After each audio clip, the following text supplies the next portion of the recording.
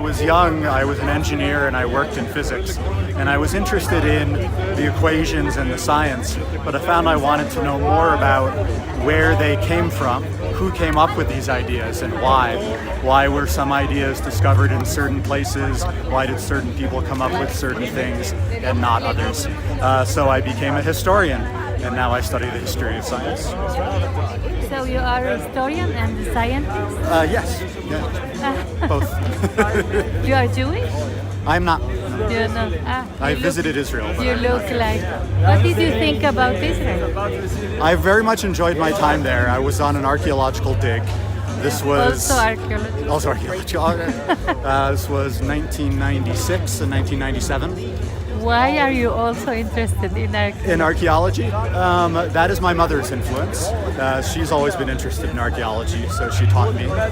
And then I had the chance to go to Israel and do a dig for 2 summers with her, so I went. And it was a marvelous experience. There's something extraordinary about putting your hands in the dirt and touching something for the first time in 2,000 years. Wow. It was really a wonderful experience. Because in Israel there is also history and there is also science. That's right. A lot. Mm-hmm. And as a culture that, I'm American, and the United States does not always value science and ideas and intellectual life. And it's very nice to visit countries where they do value that. What do you think about Mexico? I've only been here for 2 days, but so far I love it. The people are wonderful and welcoming and very helpful.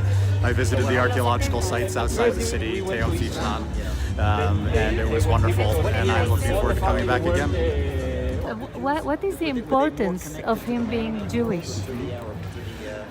Einstein was born into a Jewish family at an interesting time in Europe, in that it was possible to be a secular Jewish family in Germany.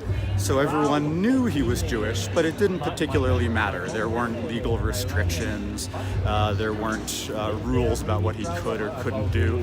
So he never thought of himself as a Jew until people began attacking him for it. And it's very interesting to think about modern Zionism and the identity of a lot of modern Jews, not necessarily as coming out of a tradition of religious practice, so much as them being an oppressed people and banding together in a way to say that we are people who have to work together to protect ourselves. So that's not a way we're used to thinking about identity as being formed. We think about you get your religion from your parents or you're converted or something like that. But in an important sense, Einstein's Jewishness was forced on him by people who hated him. And that's a very different way of thinking about one's religious identity. So did he believe in God or he didn't? He did not in the way that people usually think about God. So if you asked him, he would say, yes, I am a religious man. And then you would say, well, do you believe in a God who answers prayers? And he would say no. And you would say, well, do you believe in the stories in the Bible? And he would say no. And they say, well, what do you mean when you say you believe in God? He says, I believe that the universe was created in some sensible way.